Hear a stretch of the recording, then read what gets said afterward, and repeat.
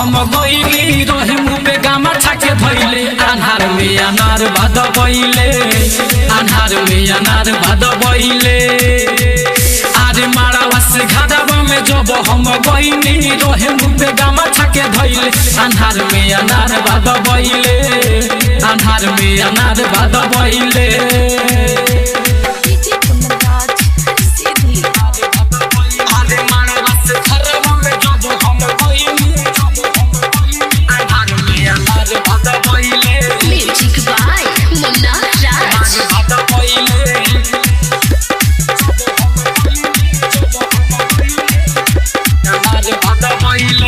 लहबनी चिल्लाए तो छोड़ के भाग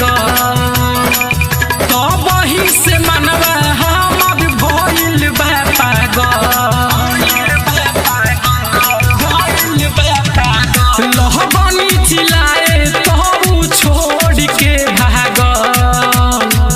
तो वही से मनवा हमर भइल बा पागल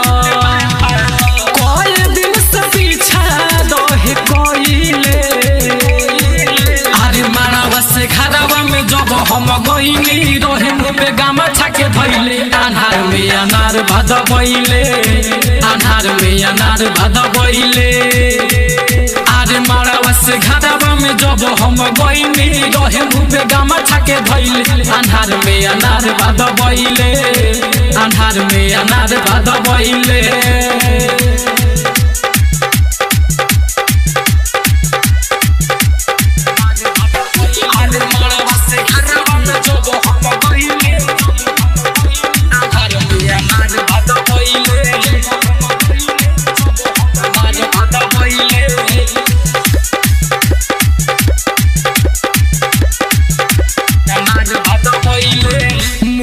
चंद्र मोहन कराइल रहे साथ में जाने जाने में घटना घटल वही रात में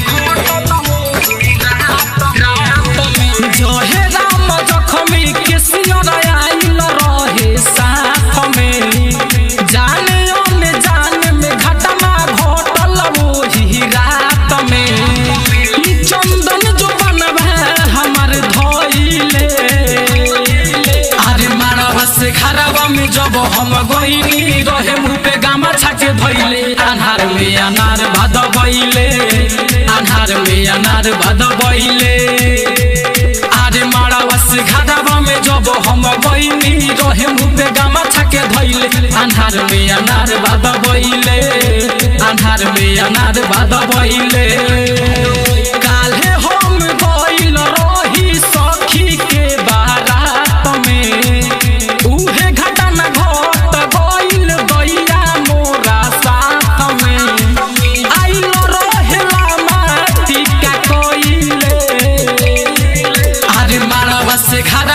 जब हम गईली रहे मुँह पे गामा छाके धइले अन्हार में अनार भाद बइले अन्हार में अनार भाद बइले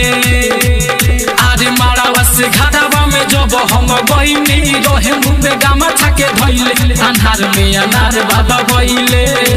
अन्हार में अनार भाद बइले। राज स्टूडियो स्टेशन रोड सुगौली।